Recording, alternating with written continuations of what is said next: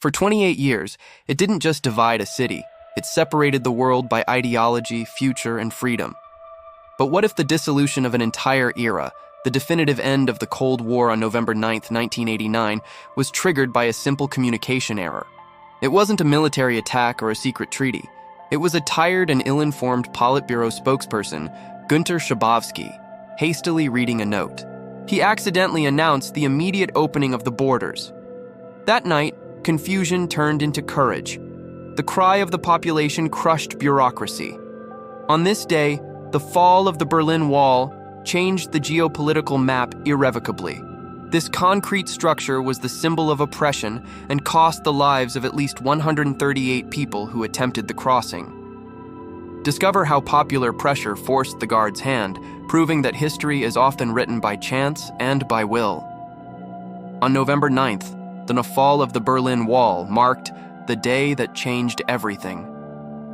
Yes, November 9th, 1989. But what the world did not know is that this day that changed everything was forged by a series of chaotic coincidences, initiated by a single misplaced sentence. The clock struck 6:53 p.m. in East Berlin. Politburo spokesman Günter Schabowski was reading a memo about new travel rules. These rules, under increasing popular pressure, would allow East Germans to apply for passports, a slow-pressure release valve. Schabowski, visibly unprepared and tired, lifted his eyes, and when asked when the rules would come into effect, he stammered. He didn't know the date. Instead of the next morning, he announced, "As far as I know, it takes effect immediately, without delay." The silence of the press room was broken by a bolt of panic and hope. Within minutes, the news, broadcast by Western TV, mobilized the city. Thousands of people, men, women, entire families who had lived 28 years under the shadow of a concrete wall more than 150 kilometers long, raced to the border crossings. They didn't ask for permission. They demanded the end. At Bornholmer Bridge, Major Harold Jaeger watched the uncontrollable crowd. They were hundreds, then thousands. The pressure was physical and moral. They didn't open the gates because they were ordered to. They opened them because the cry for freedom became louder than the fear of order. What happens when the pen slips and the word becomes a weapon more powerful than steel and concrete? The answer came on a cold autumn night, not on a battlefield, but in a stuffy conference room where the rigidity of the state was taking its last breaths. By November 1989, the German Democratic Republic, GDR, was a hollow shell. Massive street protests were shaking the foundations of communism, and a tidal wave of citizens had already fled west through neighboring, newly relaxed Soviet bloc countries like Hungary and Czechoslovakia. On November 9th, the Politburo desperately sought a way to ease the overwhelming internal pressure. The plan was not to abolish the Berlin Wall, that brutal barrier erected in 1961, but merely to announce new relaxed travel regulations, a bureaucratic process that would, slowly, grant exit visas. The decision was rushed, chaotic, and deliberately vague, intended to take effect the following day, November 10th, allowing the state time to prepare. The man tasked with announcing this bureaucratic reprieve was Günter Schabowski, the party spokesman. Tired and late to the meeting, he was handed the critical memo moments before facing the press. He hadn't fully digested its implications, nor its critical, unspoken delay. Then, at 6:53 p.m., in a moment that history still struggles to believe, an Italian journalist, Riccardo Ehrman, asked about the new travel law. Schabowski, fumbling through the papers, read the text aloud. When pressed on when these changes would take effect, he looked up, confused, and delivered the fatal, unplanned deviation from the script. "As far as I know, this takes effect immediately, without delay." One word: immediately. That single unauthorized adverb, spoken by a low-ranking official, became the trigger for irreversible change. It was a digital firestorm in an analog world. Western news agencies, AP, Reuters, and especially the West German television stations that East Berliners avidly watched, screamed the headline, "The wall is open." The news was entirely premature, factually inaccurate in its timing, yet absolutely powerful in its conviction. Within the hour, the seismic shock translated into kinetic energy. Thousands of East Berliners, clutching the meager possessions of a lifetime, began converging on the border checkpoints. They weren't rioting. They were simply demanding the promise of immediate freedom they'd just heard on television. The guards at Bornholmerstrasse, Checkpoint Charlie, and other crossings were trapped. They had no new orders. Their standing orders were absolute: protect the border, use deadly force if necessary. They were armed, outnumbered, and utterly abandoned by their confused superiors. The human flood intensified, a chorus of voices demanding entry, a volume now too loud for the state to silence. For 3 hours, the tension was unbearable. The guards fired water cannons, made frantic calls to the non-existent chain of command, but the crowd refused to retreat. They were not facing armed tanks, but the sheer, overwhelming, non-violent will of the people.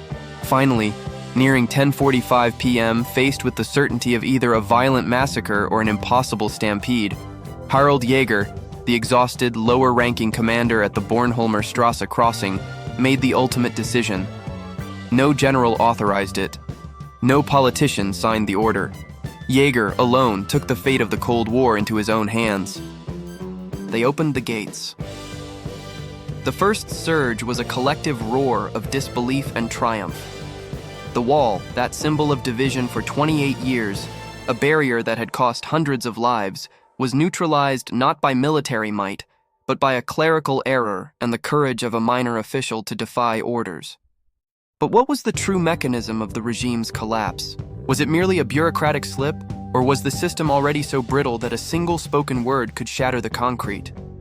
And why did the armed guardians of the state choose surrender over slaughter? The answer to why the armed guardians chose surrender over massacre lies not in a sudden change of heart, but in decades of structural decay and a fatal miscalculation by a ruling elite blinded by dogma.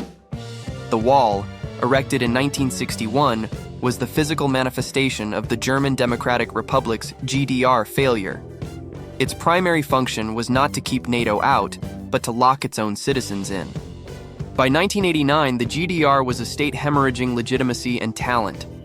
While the GDR prided itself on being the most economically advanced nation in the Eastern Bloc, that prosperity was a brittle facade. It ran on massive debt, held up by Soviet subsidies and an increasingly unsustainable internal system. While West Germans enjoyed burgeoning consumerism, driven by a post-war economic miracle, the East lagged catastrophically. The disparity was visible. Access to basic goods, housing quality, and technology created an undeniable, festering grievance. This economic gap fueled the political cancer. Controlling this dissatisfaction was the Ministry for State Security, the dreaded Stasi. This was perhaps the most efficient and pervasive surveillance state in history. Historians estimate that by 1989, the Stasi maintained approximately 189,000 informal collaborators, IMs, alongside its 91,000 official employees, a chilling ratio, meaning approximately 1 informer for every 6.5 adults. Fear was the currency of control, ensuring silence in public squares for nearly 3 decades. But the external environment was changing rapidly. In Moscow, Mikhail Gorbachev was introducing perestroika, restructuring, and glasnost, openness. Crucially, he signaled the end of the Brezhnev Doctrine, which mandated Soviet military intervention to preserve communist regimes. This new policy was dubbed the Sinatra Doctrine, allowing Eastern Bloc states to do things their way. Erich Honecker, the rigid leader of the GDR, viewed Gorbachev's reforms as dangerous revisionism and refused to implement them, doubling down on repression. Yet, the iron fist could not stop the tide. When Hungary, a fellow Warsaw Pact nation, symbolically opened its border with Austria in May 1989, the first crack appeared in the Berlin Wall, hundreds of miles away. It was a loophole, a desperate exit vector. Thousands of East Germans, realizing the route through Hungary, Czechoslovakia, and West German embassies was open, began to flee. By October 1989, the exodus was undeniable. Trains filled with refugees streamed west, showcasing the regime's humiliation to the world. The flow of people was the most powerful protest of all, proving that citizens preferred uncertainty abroad to the certainty of life under socialism. The internal pressure was now explosive. Honecker was forced out in mid-October, replaced by Egon Krenz, who promised a controlled turnaround. Krenz's goal was not freedom, but survival. He hoped a few concessions might staunch the flow of refugees and pacify the growing dissent. But he was too late. The momentum of the people had taken hold. Every Monday in Leipzig, the population gathered for peaceful prayer meetings, which spilled out into the streets, transforming into colossal demonstrations. On October 9, 1989, 70,000 people defied the regime in Leipzig, shouting the unifying cry, "Wir sind das Volk," "We are the people." Weeks later, 500,000 gathered in East Berlin. These crowds, immense and peaceful, neutralized the Stasi's terror. How do you shoot 500,000 people when the Soviets won't back you up? The doctrine of state violence crumbled under the weight of sheer numbers and collective will.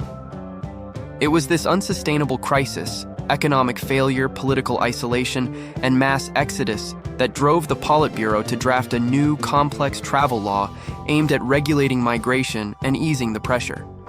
They needed a release valve, but they intended it to be small, slow, and carefully managed. Günter Schabowski, the party spokesman, was tasked with announcing this bureaucratic nightmare at a press conference on November 9th. But the Politburo's final, fatal calculation was underestimating the power of the media, the pressure of the moment, and the desperate yearning for immediate liberation. They handed Schabowski a document, but they failed to give him the full script of history. The gatekeepers of the state, paralyzed by fear of the crowd and abandoned by their allies, had unwittingly prepared the final act for the people to claim their victory. The world waited, unknowingly, for one man's slip of the tongue that would detonate the Cold War. And the bomb, not metaphorical but linguistic, exploded. Schabowski's unprepared utterance, as far as I know it takes effect immediately, without delay, hit the airwaves like a seismic shock. Within the hour, thousands were mobilizing towards the crossing points, especially Bornholmer Strasse. The guards, led by Lieutenant Colonel Harold Jaeger, had no clear orders. They called superiors, but the Politburo, which had caused the disaster, was paralyzed by fear and confusion. Jaeger faced a choice: use lethal force against his own people, or surrender to the will of the crowd. This was the true plot twist. The collapse was not a planned diplomatic maneuver. It was a surrender to human will, broadcast live. The moment the floodgates opened at 10:45 p.m. on November 9, 1989, time fractured. A generation of division, enforced by concrete and wire, vanished in a single delirious rush of humanity. People climbed onto the wall, dancing in a scene of pure, unadulterated euphoria, a victory achieved not by armies but by courage. This day, November 9th, a date already historically heavy for Germany, became the day of freedom. The Cold War, which had cost trillions and threatened nuclear annihilation, ended not with a bang, but with a shout of relief and the sound of champagne corks popping. Yet the physical dismantling was only the first step. The political reunification came 11 months later, on October 3, 1990. The challenges were immense. East Germany, GDR, was a collapsing state. Integrating a centrally planned economy with the dynamism of the West required massive subsidies. Data shows that over the next 3 decades, the German government invested roughly $2 trillion USD, adjusted for inflation, into the eastern states. This required the controversial Solidarity Surcharge, Soli tax, implemented to finance the reconstruction, a tax that became a continuous symbol of the ongoing disparity. Today, the physical scars are largely gone, replaced by vibrant streets. However, the invisible wall persists. Studies consistently show that while the unemployment gap has narrowed, significant differences remain in average wages and political representation. Even 30 years later, the emotional and economic division is not fully erased, a poignant reminder that while walls can fall quickly, ideologies fade slowly. The enduring lesson of Berlin is profound. It teaches us that the greatest threats to authoritarian structures are not foreign militaries, but the collective, spontaneous refusal of ordinary people to be governed by fear. The gates were opened not by presidential decree, but because Jaeger and his men finally recognized the humanity of the thousands screaming for passage. It is a cautionary tale about the fragile nature of freedom, a torch passed down to us. We celebrate the fall of that concrete barrier, but the question remains. Are we vigilant enough against the modern walls, digital censorship, ideological polarization, and renewed nationalism that threaten to divide us once more? The joyous shouts of 1989 remind us that every wall, no matter how sturdy, carries the seed of its own destruction, waiting for a shared, defiant voice. The image of that November 9th is not one of a tank or a diplomatic treaty, but of a hesitant man, Guard Harold Yeager, yielding to the human tide. The great legacy, the definitive plot twist of this story, is that 28 years of tyranny collapsed not due to a planned attack, but due to a volatile combination, a bureaucratic error, and the non-negotiable courage of the people. The Cold War, with its nuclear threats and espionage, did not end at the G7 summit. It ended at that gate, when the population of East Berlin realized what the title asserts. They forced the gates open. This day proves that ultimate power resides in the collective decision to no longer accept confinement. The wall was not demolished, it was dissolved by popular will. In a matter of hours, 1.4 million lives were rejoined. The moral lesson is profound.